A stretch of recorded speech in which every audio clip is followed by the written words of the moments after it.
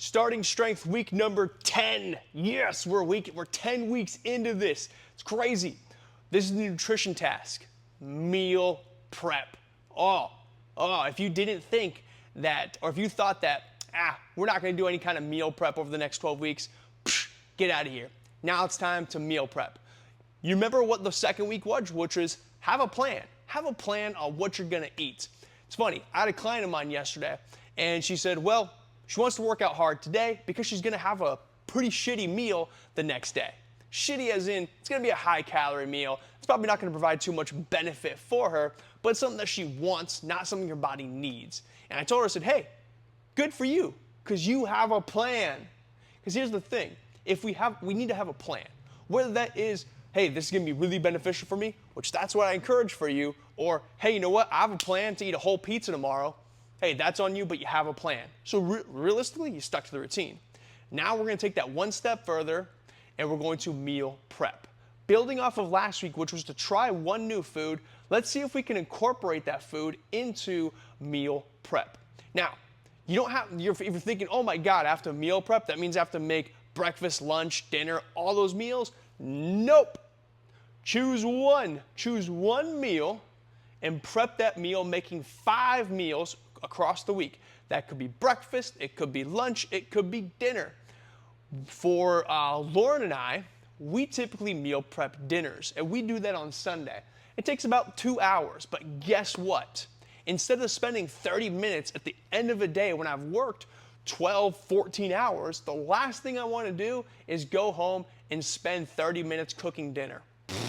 I'd rather just have something that I can just heat up in the microwave, bada bing, bada boom, done. And guess what? If you don't have a plan, you're usually going to default to convenience, and convenience isn't really the most beneficial. Now, when it comes to meal prep, you can choose to do the things that you want. You can look for recipes and triple, double, quadruple, quintuple. I think quintuple is like 5 or 6 times that amount of recipes. If you know that you're also going to be feeding other people, whether it's a partner or kids, just make more of that. But make enough to where you have at least 5 servings so you're covered Monday through Friday. Now, coach, what if I get a meal prep service? Does that count? Hell yeah, it counts, because you meal prepped. Again, the question is, if I come to you on Monday and say, hey, what meals do you have prepped? And you're saying, I have lunch Monday through Friday, prepped, it's in my fridge, all I have to do is grab and eat. Maybe you heat it up if you need to, but you're grab and go and you can get to it. And you don't have to think about what that meal is because it's already there. That counts. I'll give you an example. My wife and I, we're out of town this weekend, so we didn't have that time on Sunday to do our traditional meal prep. When we have that, we already know what we're going to do. We're going to get Chipotle catering. It's simple. We go to Chipotle, type it in online, we pick what we want for 10 people. We'd usually choose a bowl where you could choose your protein, you could choose which rice, what kind of beans, and what kind of sides you want on there. And then we have a bunch of it, and so we're prepped for dinners. All we gotta do is just scoop it into a bowl, boom, boom, boom, pop it in the microwave, we're good to go.